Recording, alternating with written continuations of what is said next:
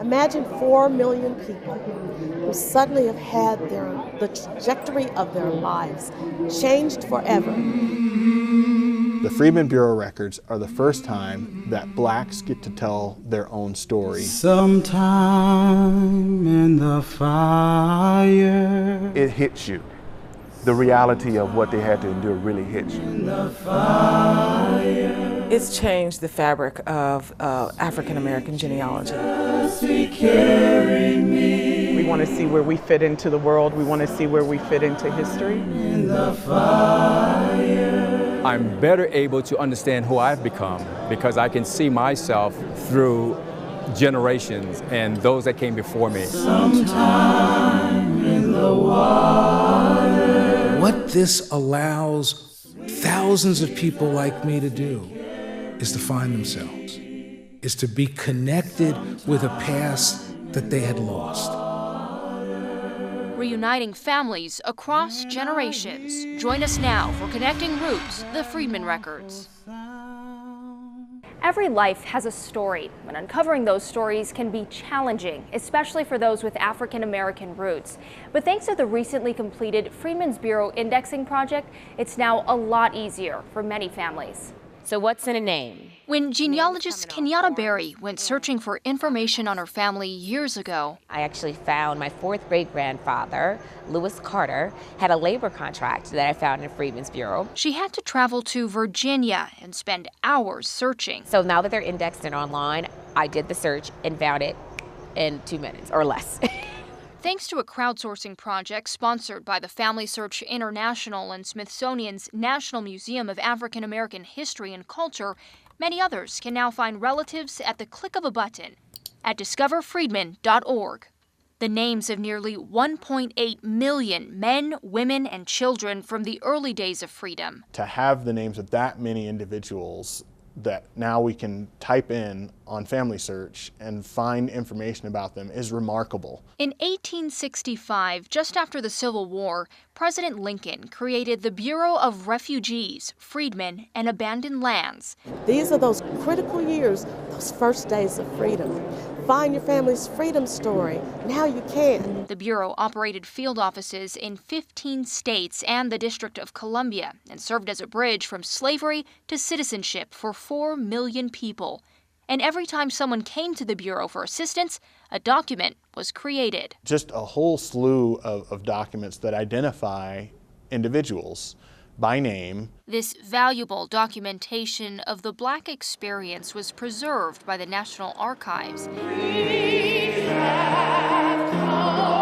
On June 15, 2015, the 150-year anniversary of emancipation, the Church of Jesus Christ of Latter-day Saints. It's our hope that the Freedmen's Bureau records will be a valuable resource for African Americans. Joined with the Smithsonian to launch an ambitious project to make them searchable through indexing.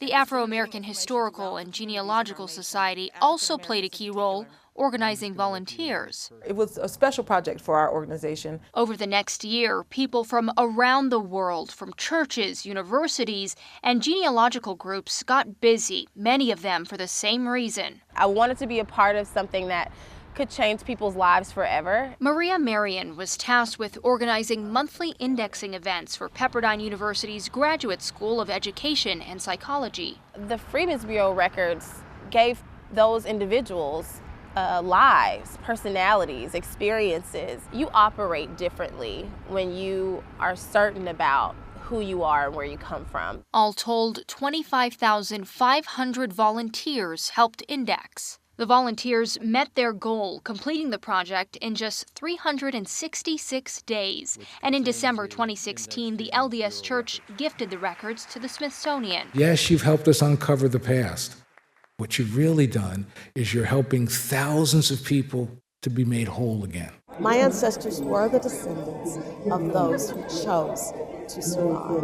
And I am so thrilled whenever I have a chance to tell that story. And I was overjoyed that I lived to see this. Hollis Gentry has spent years digging through these records. I realized that These records held all sorts of details that one could probably not find anywhere else. The Smithsonian is hosting another crowdsourcing project to transcribe the documents word for word.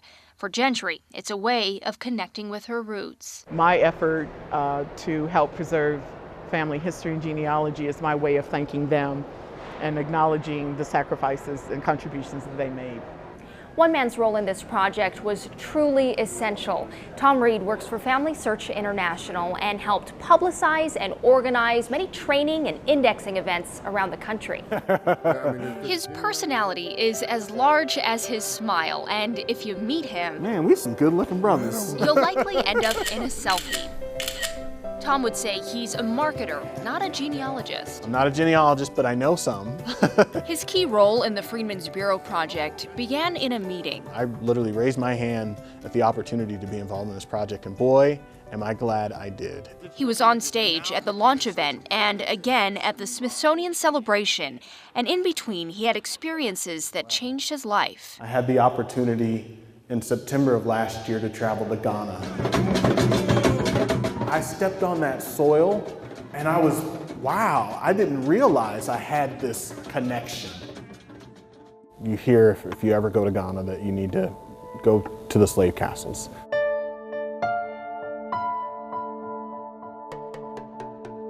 They knew what was coming to them.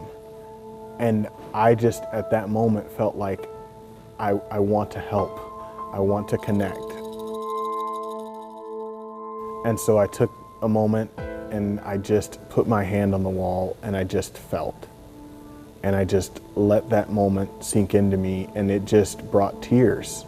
And then something else overtook me that said, although it's not okay, it's better today and you can continue to make it better. And that was like, I have the power to do something today for my ancestors that I can connect with through that experience. We want their story to be told. We want their names to be found. We want their families to be connected. Those names and stories fed his passion for the Freedmen Bureau project, and it's a message he shares with hundreds across the country. So I go to discover Freedmen. Freedmen Records have shed light on his own family tree. I'm gonna put Tom Baines, because that's my great-granddaddy. When we are able to touch our ancestors through records, through experiences, through stories, it completes us. It impacts us today, and it's very personal.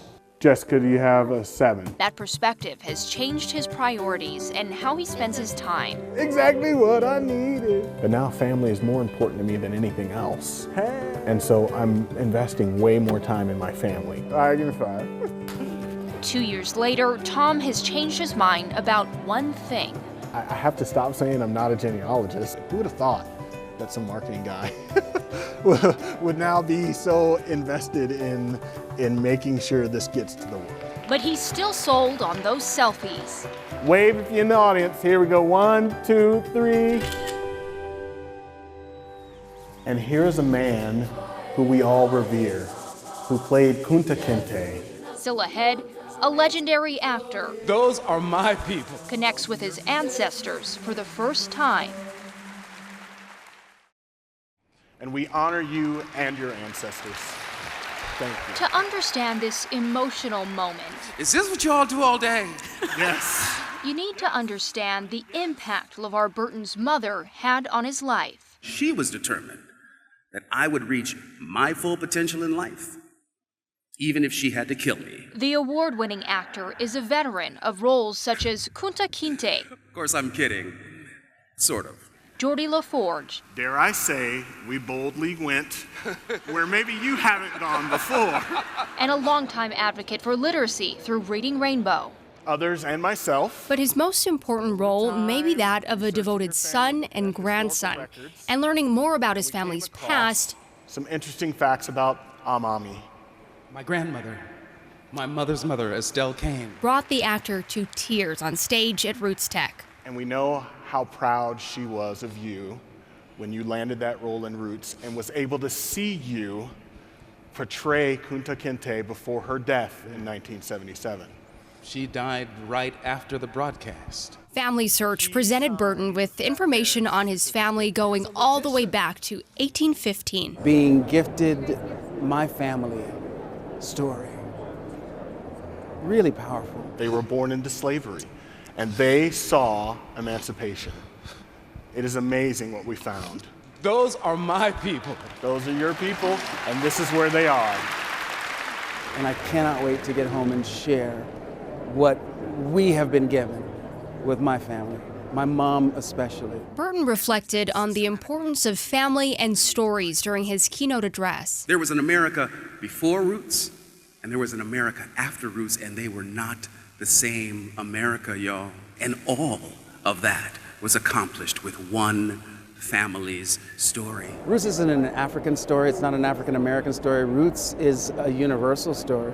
It's a quintessentially American story. Burton credits the genealogy community in Utah for helping author Alex Haley tell his family story. And now Burton can continue his own family story as well. Little did I know that it would be a day that changed my life forever. Knowing who you are can be life-changing. That's a big part of what brought nearly 30,000 people from around the globe to Salt Lake City for RootsTek, the largest genealogy conference in the world. I mean, RootsTek is just, it's a behemoth of goodness related to family and family history. RootsTek makes genealogy fun.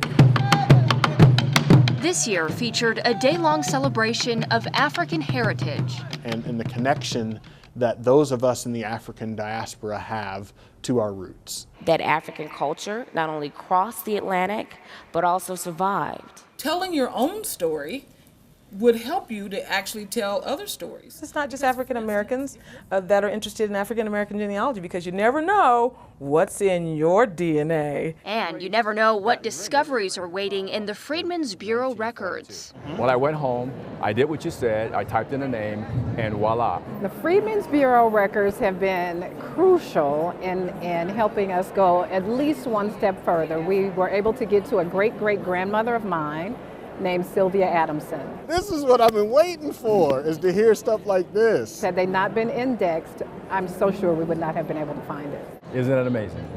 We have a document here that jumps over the 1870 wall, but again, think what we have here. There's this wonderful, warm, fuzzy feeling that's permeating this conference.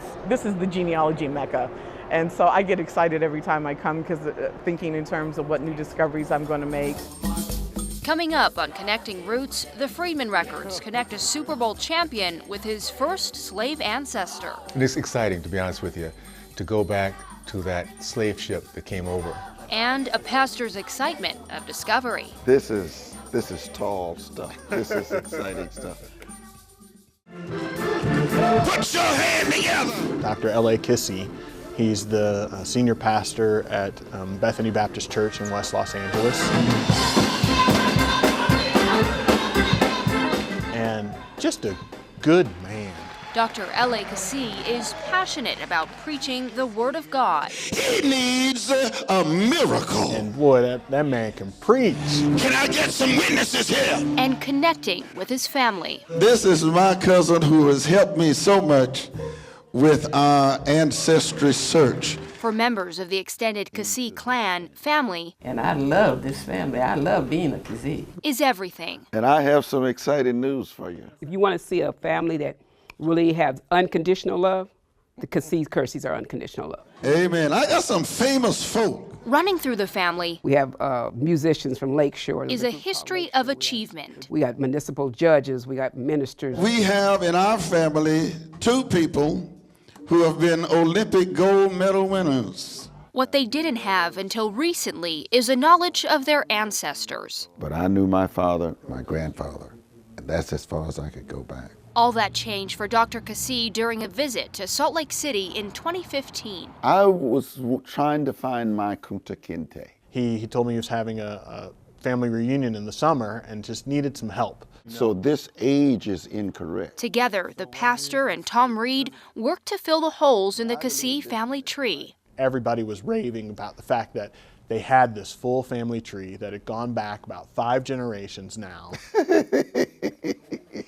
I'm now the hero. If you look on this. With Pastor Ellie doing what he's doing and Deborah doing what she's doing, we have a great collection. While organizing documents for our interview, a name on the 1870 census caught Dr. Cassie's attention. This is my great-grandfather Billy's household. This is what struck my attention. That isn't, I have not seen that. Mary is a part of his household. And so that would have been his mama, right? So we My go back thought exactly. one more generation, because she's a Kissy. But I'm just flabbergasted. There we go. I went back one more generation. That name may lead to new discoveries in the Freedmen's Records. We got to work on this. What I hope to find in the Freedmen's Bureau is information that I was not able to access through the regular census reports. Providing answers for the whole family about their past. It kind of helps you with a sense of who you are and why you are like you are. And to get at my family background, it just means the world to me. As Pastor Cassie continues to search for his Kunta Kinte, a Utah man believes he's found his, and it's thanks to documents he discovered in the Freedmen's Bureau records. This was actually Super Bowl 15, the actual jersey we played in at the time. 36 years later, Burgess Owens still proudly wears his Super Bowl ring. This one, Reid used to win a lot of football games. The retired free safety met teammates in the Oakland locker room who would change the course of his life. Wilson back, looking to throw. Mark Wilson, who was a quarterback, and Todd Christensen. Todd was a tight end. The BYU grads introduced Owens to the Church of Jesus Christ of Latter-day Saints. He was baptized in 1982. 4 months before he retired from the NFL. Fast forward 30 years, and his passion for football has turned to a passion for family history. This is the document that I found. Several years ago, Owens came across paperwork that gave him clues to his past. He turned to Tom Reid for help. Tom knows more about my family than anybody else, I think, including my family. We had this document of one of his ancestors, Silas Burgess. He came to this America in a belly of a slave ship at the age of 8 years old. Ended up being the pillar of his community, owned 101 acres. He started first black church and first black school up to 7th grade. And for us, it was just about, okay, how do we confirm that? I had some clues to some certain things in his family history, but nothing that had been substantiated. And then we started going into it, and Tom found within the Freedmen's Bureau records this information about my great-great-grandfather Silas. This is 1865, so it's right after the war. We found some marriage information. We found draft registration for Silas's children.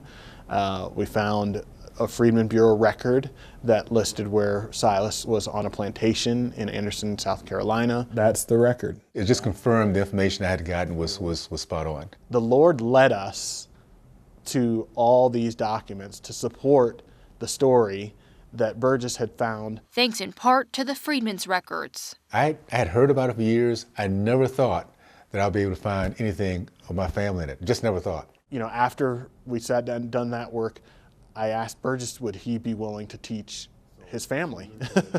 And so we got his daughter involved. Blake Campbell is the youngest of Owens' 6 children. Granddaddy was very good looking. He still is. Yep. And your dad took after him. Yeah. We were going through it and my dad had a choice. Had a choice which direction to go, and it was either a male or a female direction. And I was going male big time. Yeah, and I was going female big time. And we ended up finding Lily, who still strikes a chord with me. I don't know what it is. Lily Hancock, Silas's daughter-in-law, who they found listed on the 1920 census. I can't tell you anything about her, but I can just tell you there's something there that I connected with. It has all the names. There's Lydia in there, see? Yeah. That was kind of indicative of that generation. For Burgess and Blake, discovering more about their ancestors has had a power on their lives. Oh, that's my favorite picture. Once we realized what can be overcome by those who were part of our bloodline, that they were truly remarkable people, and that because we are connected to them, we can be the same. it kind of gives us a better feeling about what we can get accomplished. Going beyond the records, next on Connecting Roots. To go to Ghana and then actually meet people who are our relatives was powerful. During slavery, African American families lived under the constant knowledge that their loved ones could be sold away. The Freedmen's Bureau worked to reunite families when possible, but for some, those reunions took longer. I noticed a new name. For genealogist and blogger Melvin Collier, DNA technology helped solve a 150-year-old mystery. Did not ever know where his father ended up. At just 12 years old, Melvin's great-grandfather Bill Reid watched his father be sold away. He often talked about his heartbreak. So I took that oral history and was able to connect the dots. Digging through documents, Melvin found the missing descendants. And we had a big reunion in 2009, over 250 people. Some of the descendants of the second family share DNA with us, so I was like, I got it right. It was a heartbreaking story that ended up as a story of triumph because, you know, we came back together. DNA has since helped Melvin connect with his African roots as well. One day I checked our DNA account and a lady named Nana Faba Odun from Elmina appeared as a DNA match to our family. Last December, Melvin met those African cousins. I can call them my cousins. Hallelujah. To go to Ghana and then actually meet people who are our relatives was powerful. It was beyond my wildest dreams. Take the DNA test, see where you come from, visit those places. It will change you. It will make you even better person spiritually because you feel more connected to your roots. From advances in DNA to new discoveries in the Freedmen's Bureau records, thousands of African American families now have an easier time connecting with their roots. I'm Ashley Moser. Thanks for joining us. What a fellowship, what a joint line, leaning on the everlasting arms. What a blessedness, what a peace of mind, leaning on the everlasting arms.